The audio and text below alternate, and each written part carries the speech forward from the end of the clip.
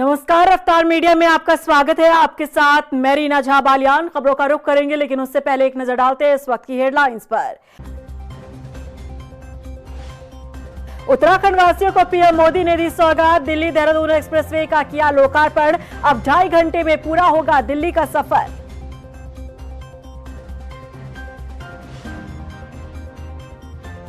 Expressway को PM Modi ने बताया विकास की नई गति। बोले टूरिज्म के लिहाज से प्रोजेक्ट है खास। उत्तराखंड से नई प्रेरणा, नई ऊर्जा लेकर जाऊंगा अपने साथ। देहरादून में 12 किलोमीटर तक पीएम ने किया रोड शो। जगह जगह स्वागत में उमड़ा जन सैलाब। मां डाट काली का भी लिया आशीर्वाद।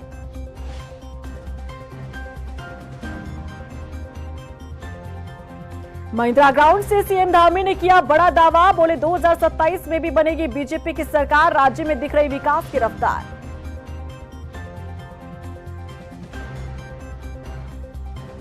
और चलिए अब बुलेटिन की शुरुआत कर लेते हैं। खबरों की शुरुआत करेंगे उत्तराखंड की बड़ी खबर के साथ, जहां उत्तराखंड में उत्तर प्रदेश के गणेशपुर से देहरादून की ओर आते समय प्रधानमंत्री नरेंद्र मोदी ने गाड़ी से उतरकर इकोनॉमिक कॉरिडोर का जायजा लिया। एक्सप्रेसवे पर कुछ देर वो रुके और प्रधानमंत्री मोदी ने इस प्रोजेक्ट की खासियत को जानने के साथ ही प्राकृतिक सौंदर्य का भी आनंद लिया। वहीं एक्सप्रेसवे से आगे बढ़ते हुए पीएम मोदी ऐतिहासिक मां डाट काली मंदिर पहुंचे, जहां उन्होंने विशेष पूजा अर्चना कर मां डाट काली का आशीर्वाद लिया। उत्तराखंड वासियों को पीएम मोदी ने नई सौगात दी है। अब आप दिल्ली से देहरादून ग्रीनफील्ड एक्सप्रेसवे से 2.5 घंटे में दिल्ली पहुंच जाएंगे। इस एक्सप्रेसवे को पीएम ने भी उत्तराखंड के विकास की रफ्तार बताया है। महिंद्रा ग्राउंड से जब पीएम ने जनता को ये सौगात दी तो जनसभा में उमड़े सैलाब ने बता दिया कि मोदी मैजिक क्या है। पीएम की जनसभा में क्या रहा खास और क्या बोले मोदी देवभूमि की जनता से, इस रिपोर्ट में देखिए। द्रोण नगरी में दिखा मोदी में माहौल। दून वासियों को पीएम ने दी सौगात। देहरादून दिल्ली एक्सप्रेसवे का किया लोकार्पण। कनेक्टिविटी की नई रफ्तार, अब दूर नहीं दिल्ली। 2.5 घंटे में पूरी होगी देहरादून दिल्ली की यात्रा। अब दिल्ली देहरादून की दूरी 2.5 घंटे की हो गई है, क्योंकि देहरादून को पीएम मोदी ने दिल्ली देहरादून एक्सप्रेसवे की सौगात दी है। 12,000 करोड़ की लागत से बना 213 किलोमीटर लंबा Doon Delhi elevated expressway PM ने जनता को समर्पित कर दिया। मंगलवार का यह दिन दून वासियों के लिए मंगलमय रहा। शहर भर में मोदी में माहौल देखने को मिला। पीएम के 12 किलोमीटर के रोड शो में हजारों की संख्या में लोगों का जनसैलाब दिखा, तो वहीं महिंद्रा ग्राउंड में उमड़ी भीड़ ने मोदी की लोकप्रियता को दर्शाया। और पीएम ने भी जनसभा में आए उत्तराखंड वासियों का गढ़वाली और कुमाऊनी भाषा में अभिवादन किया।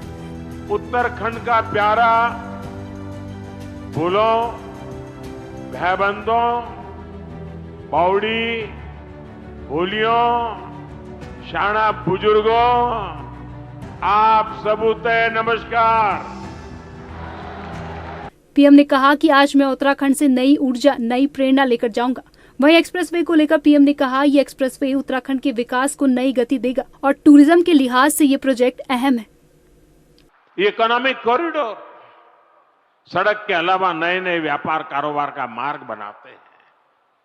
फैक्ट्रियों के लिए, गोदामों के लिए पूरा नेटवर्क, उसका आधार तैयार करते हैं। साथियों, देहरादून दिल्ली इकोनॉमिक कॉरिडोर से भी इस पूरे क्षेत्र का कायाकल्प होने जा रहा है। पहला फायदा तो यह है कि इससे समय बचेगा, आना जाना सस्ता और तेज होगा, लोगों का पेट्रोल डीजल कम खर्च होगा, किराया भाड़ा कम होगा और दूसरा बड़ा फायदा रोजगार का होगा। अब इसके निर्माण में 12,000 करोड़ रुपए खर्च हुए तो हजारों श्रमिकों को काम मिला है। साथ ही जो इंजीनियर है, अन्य स्किल्ड वर्कफोर्स है, ट्रांसपोर्ट है, उससे जुड़े साथी हैं, उनको भी बहुत बड़ी मात्रा में काम मिला है।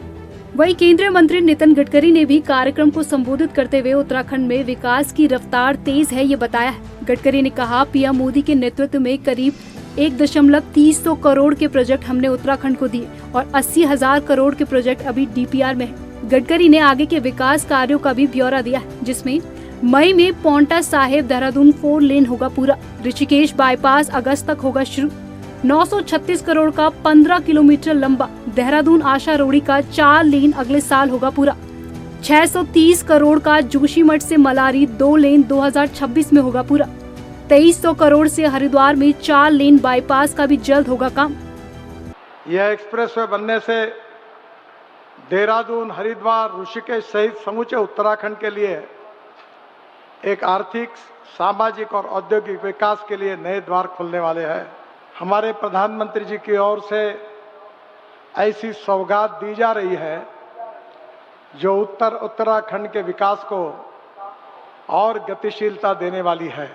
716 करोड़ की लागत से 12 किलोमीटर लंबा देहरादून से झाझरा होकर आशा रोडी तक 4 लेन एलिवेटेड रोड का हम निर्माण कर रहे हैं और जो अप्रैल 2027 में पूरा हो जाएगा। 745 करोड़ की लागत से 20 किलोमीटर लंबा बलियावाली जौलीघाट से ऋषिकेश तक 4 लेन मार्ग भी अप्रैल 2028 तक पूरा होगा। 630 करोड़ की लागत से 60 किलोमीटर लंबा जोशीमठ से मलारी तक 2 लेन मार्ग दिसंबर 2026 में पूरा हो जाएगा। वहीं 28वीं बार उत्तराखंड आए पीएम मोदी का सीएम धामी ने स्वागत करते हुए कहा कि 2014 से पहले विकास की गाड़ी रुक चुकी थी, लेकिन 2014 के बाद विकसित भारत की तस्वीर हम सब ने देखी है। सीएम धामी ने कहा कि अब रफ्तार के साथ भारत आगे बढ़ रहा है। आज नक्सलवाद, आतंकवाद से भारत उबर रहा है, दुश्मन के घर में घुसकर सिंदूर का बदला ले रहा है और उत्तराखंड को विश्व की पर्यटन राजधानी स्थापित कर रहा है। कुछ इसी तरह सीएम धामी ने भारत की ताकत को बताया और 2027 में उत्तराखंड में बीजेपी की सरकार आने का दावा भी किया है। आदरणीय प्रधानमंत्री जी जब भी उत्तराखंड आए हैं, देवभूमि उत्तराखंड के लिए कोई न कोई विशेष सौगात लेकर अवश्य आए हैं। तो 12,000 करोड़ रुपए की लागत से बने एशिया के सबसे लंबे एलिवेटेड वाइल्ड लाइफ कॉरिडोर की सौगात लेकर आए हैं। अब रफ्ता नहीं, पूरी रफ्तार के साथ आगे बढ़ रहा है भारत। अब नक्सलवाद, उग्रवाद और आतंकवाद से जीत रहा है भारत। अब अर्थव्यवस्था, महिला सशक्तिकरण, स्वरोजगार के साथ साथ नवाचार में भी कीर्तिमान बना रहा है भारत। अब दुश्मन के घर में घुसकर सिंदूर का बदला ले रहा है भारत। अब अंतरिक्ष में उपग्रह के साथ साथ मिसाइल भी छोड़ रहा है भारत और उत्तराखंड को विश्व की पर्यटन राजधानी बनाकर अपनी विरासत भी संभाल रहा है भारत। 2027 के चुनाव में भी वीर भूमि उत्तराखंड में भारतीय जनता पार्टी की राष्ट्रवादी विचारधारा वाली सरकार बनाने में सफल होंगे।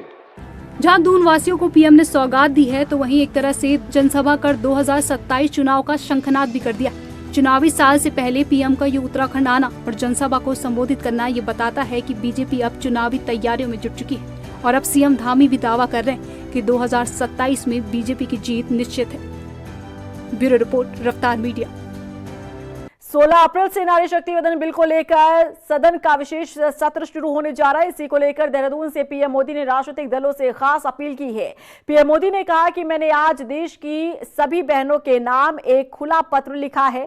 बड़े आग्रह के साथ मैं देश की माताओं और बहनों को इस कार्य में शामिल होने का आग्रह करता हूं। पीएम ने कहा कि देवभूमि से मैं सभी दलों से फिर अपील करता हूं कि नारी शक्ति वंदन अधिनियम में समर्थन करें। वहीं यूसीसी को लेकर भी पीएम ने कहा कि उत्तराखंड ने यूसीसी लागू कर देश को इस संविधान की दिशा में आगे बढ़ने का मार्ग दिखाया है। देहरादून के महिंद्रा ग्राउंड से सीएम धामी ने जनता को संबोधित करते हुए दावा किया कि 2027 में प्रदेश में फिर से बीजेपी की सरकार आने वाली है। सीएम धामी ने सरकार के विकास कार्यों को बताते हुए कहा कि उत्तराखंड में तेजी से विकास हो रहा है और अब उत्तराखंड की लाइफलाइन भी देश की राजधानी की लाइफलाइन से जुड़ने वाली है। अब रफ्ता नहीं, पूरी रफ्तार के साथ आगे बढ़ रहा है भारत। अब नक्सलवाद, उग्रवाद और आतंकवाद से जीत रहा है भारत। अब अर्थव्यवस्था, महिला सशक्तिकरण, स्वरोजगार के साथ साथ नवाचार में भी कीर्तिमान बना रहा है भारत। अब दुश्मन के घर में घुसकर सिंदूर का बदला ले रहा है भारत। अब अंतरिक्ष में उपग्रह के साथ साथ मिसाइल भी छोड़ रहा है भारत और उत्तराखंड को विश्व की पर्यटन राजधानी बनाकर अपनी विरासत भी संभाल रहा है भारत। 2027 के चुनाव में भी वीर भूमि उत्तराखंड में भारतीय जनता पार्टी की राष्ट्रवादी विचारधारा वाली सरकार बनाने में सफल होंगे। दिल्ली देहरादून एक्सप्रेसवे अपने आप में बेहद खास है। न सिर्फ देश बल्कि समूचे एशिया का सबसे लंबा वाइल्ड लाइफ एलिवेटेड कॉरिडोर भी इसी एक्सप्रेसवे पर बनाया गया है। आपको ये जानकर अजीब लग सकता है, लेकिन सच यही है कि दिल्ली से देहरादून के बीच के सफर को सुगम बनाने के लिए अंग्रेजों ने जो व्यवस्था बनाई थी उसे बदलकर और बेहतर बनाने में इस देश को तकरीबन 200 साल से अधिक का वक्त लग गया। देखिए रिपोर्ट। दिल्ली और देहरादून के बीच बनने वाला एक्सप्रेसवे अपने आप में बेहद खास है। दरअसल साल 2021 के दिसंबर महीने से शुरू हुए इस एक्सप्रेसवे को डिजाइन करना नेशनल हाईवे अथॉरिटी के इंजीनियर्स के लिए भी आसान नहीं था। इसकी दो बड़ी वजहें थी। पहला, उत्तराखंड और यूपी की सीमा से लगा हुआ राजाजी नेशनल पार्क का लंबा वन क्षेत्र और दूसरा, उत्तराखंड और यूपी के बॉर्डर की विषम भौगोलिक स्थिति। यानी इस इकोनॉमिक कॉरिडोर को बनाने के लिए इंजीनियर्स की तगड़ी परीक्षा होने वाली थी, लेकिन आखिरकार इंजीनियर्स ने इस एक्सप्रेसवे के सपने को पूरा करके ही दम लिया। इस सपने की ताबीर होने के बाद जो राह निकल कर आई है, उसने इस एक्सप्रेसवे को पूरी दुनिया में बेहद खास बना दिया है। दिल्ली से देहरादून के बीच बना ये एक्सप्रेसवे 210 किलोमीटर लंबा है। दिल्ली देहरादून एक्सप्रेसवे की कुल लंबाई 210 किलोमीटर है।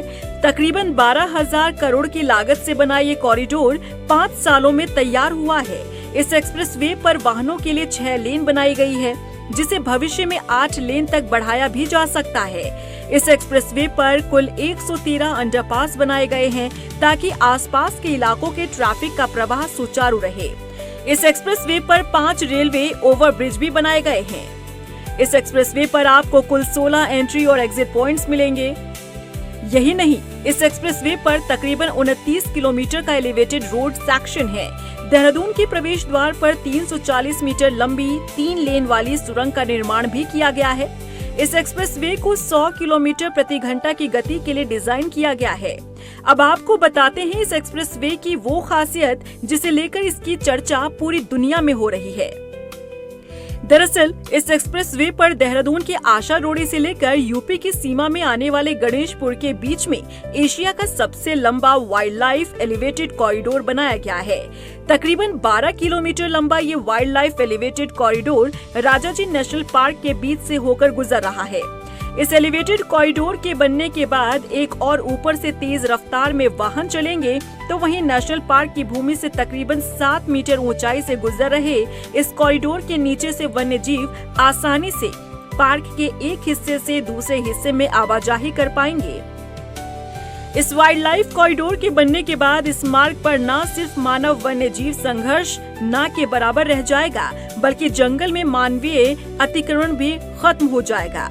वाइल्ड लाइफ एलिवेटेड कॉरिडोर पर 150 हाईटेक कैमरा ट्रैप और 29 ऑडियो मौत रिकॉर्डर लगाए गए हैं, जिनसे 1.1 लाख से अधिक तस्वीरें और ध्वनि रिकॉर्ड्स मिली हैं। इस वाइल्ड लाइफ एलिवेटेड कॉरिडोर के बनने के फायदे अभी से दिखने भी लगे हैं। दरअसल NHAI और WII के संयुक्त अध्ययन में हाल ही में लैंडस्केप्स रिकनेक्टेड नाम से एक रिपोर्ट भी पेश की गई है। इस रिपोर्ट में एलिवेटेड कॉरिडोर के अंडरपास पर लगे कैमरों में कैद हुई 40,000 से अधिक तस्वीरों का जिक्र किया गया है। रिपोर्ट बताती है कि एलिवेटेड रोड के नीचे से तकरीबन 18 विशिष्ट वन्य प्रजातियां आवाजाही कर रही हैं। इनमें हाथी, गुलदार, नीलगाय, सांभर, चित्तीदार हिरण के साथ ही कई अन्य प्रजातियां भी शामिल हैं। यानी न सिर्फ इंसानों के लिए बल्कि जानवरों के लिए भी ये एक्सप्रेसवे किसी सौगात से कम नहीं है। आपको बता दें कि सहारनपुर से देहरादून को जोड़ने वाली ये सड़क साल 1804 में अंग्रेजों ने बनवाई थी।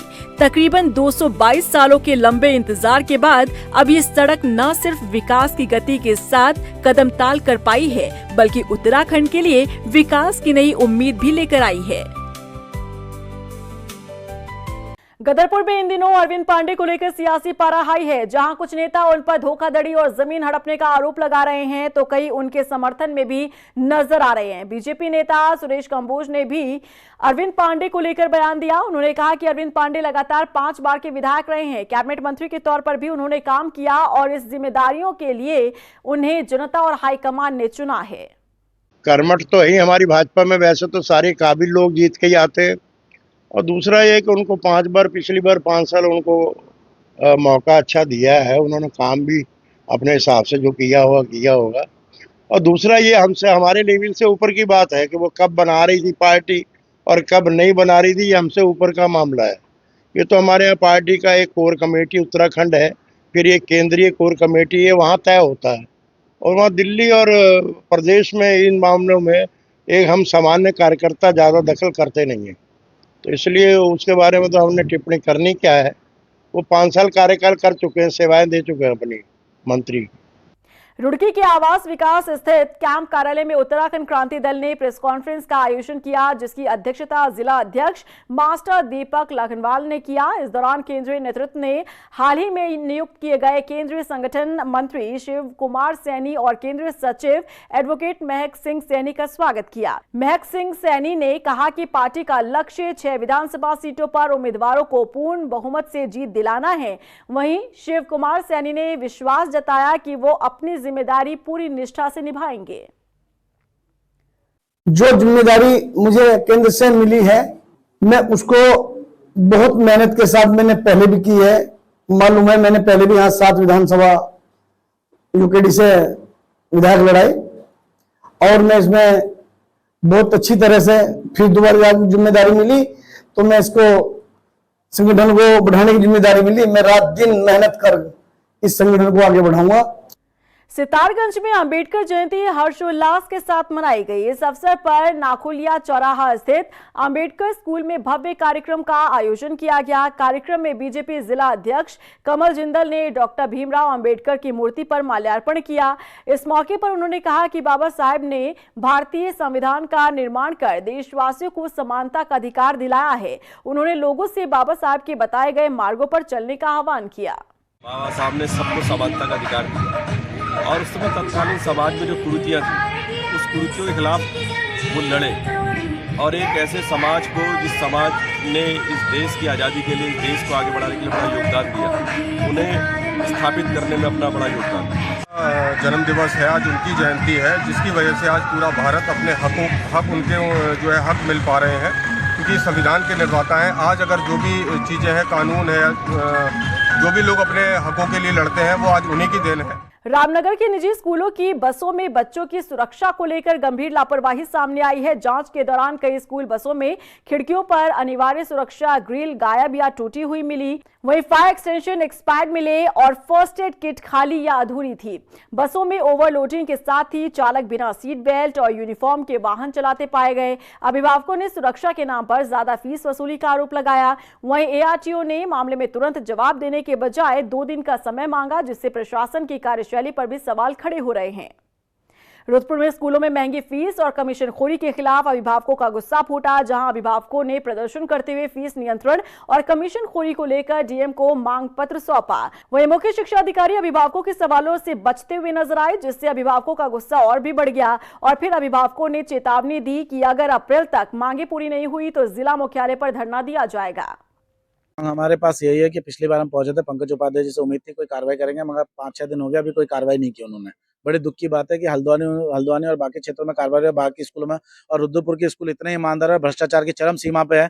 यहाँ पर स्कूलों को बड़े मुश्किल से, बड़े जो परिवार जा रहे हैं, उन लोगों को जबरदस्ती एक ही दुकान से किताब लेने के लिए मजबूर किया जा रहा है और कपड़े लेने के लिए मजबूर किया जा रहा है, और प्रशासन अंकुश कसने के लिए तैयार नहीं है स्कूल वालों पर। कोई भी बुक डिपो में अगर आप जा रहे हो तो वहाँ पे बुक डिपो में जा रहे हो तो अगर हम बुक मांग रहे हैं तो बुक नहीं दे रहे, खाली बुक नहीं दे रहे, कह रहे पूरा किट है, वो पूरा किट लेना पड़ेगा।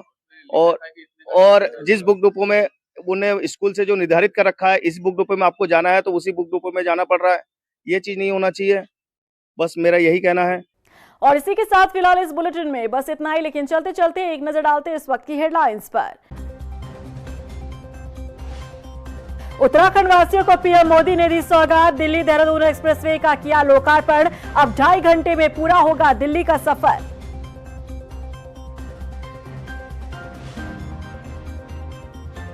एक्सप्रेसवे को पीएम मोदी ने बताया विकास की नई गति, बोले टूरिज्म के लिहाज से प्रोजेक्ट है खास, उत्तराखंड से नई प्रेरणा नई ऊर्जा लेकर जाऊंगा अपने साथ। देहरादून में 12 किलोमीटर तक पीएम ने किया रोड शो, जगह जगह स्वागत में उमड़ा जन सैलाब, मां डाट काली का भी लिया आशीर्वाद।